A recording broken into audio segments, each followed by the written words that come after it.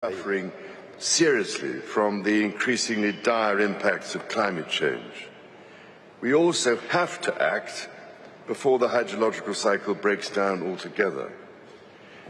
Now that we know what the problem is, and having done our best to test the world to destruction in the meantime, we simply must talk about the solutions and the actions we can start making and start taking today.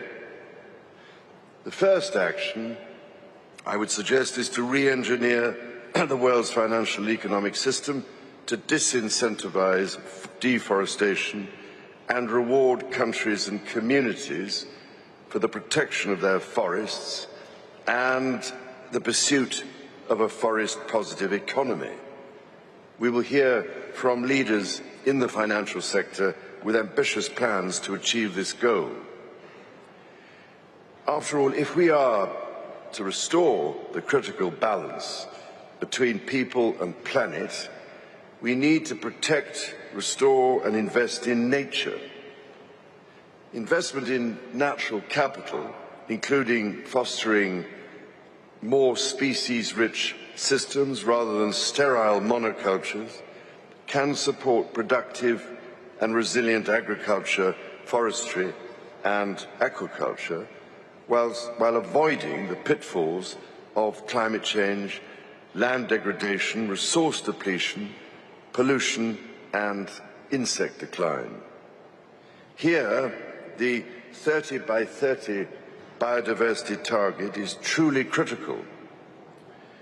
To support that objective, I helped to establish something called the Natural Capital Investment Alliance as part of my Sustainable Markets Initiative, in order to help develop natural capital as an investment theme and as a means of mobilizing the world's financing and investment communities. But I believe you'll be discussing the details behind the NCIA after I have left here. The second action the world needs as a real matter of priority and justice is to safeguard and honour the rights of indigenous peoples and local communities who depend on the forests for their lives and livelihoods, and who are themselves wise and experienced custodians.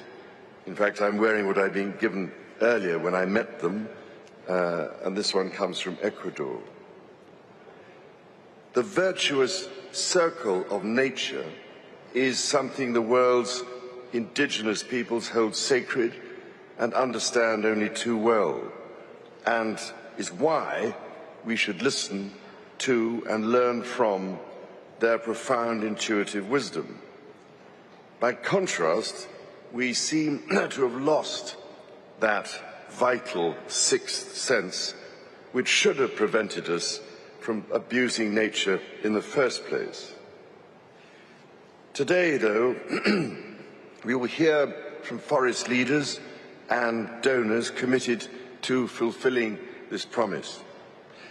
We thank those leaders for their bravery, their courage, and their commitment to protect their forests and the rich biodiversity that exists within them, despite all the dangers and obstacles placed in their way.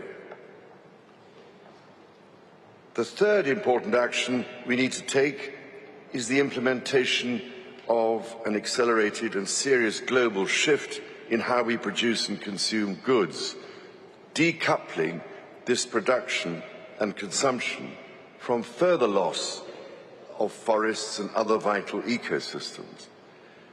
I'm therefore delighted we will be joined by leaders committed to shifting to new and more sustainable practices in this area.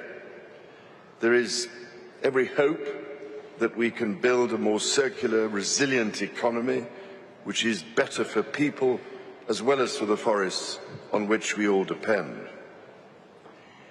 After all, nature is estimated to contribute some $125 trillion to the global economy annually, if you can ever actually put a real value on it.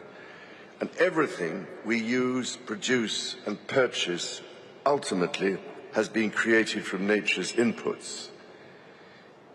In a circular bioeconomy, this requires taking a system-led view of global value chains. The shift to renewable bio-based solutions is therefore an opportunity to rethink industries so that they become nature positive and climate neutral, while providing new jobs and more inclusive prosperity. All these measures would shift our economy onto a more sustainable trajectory.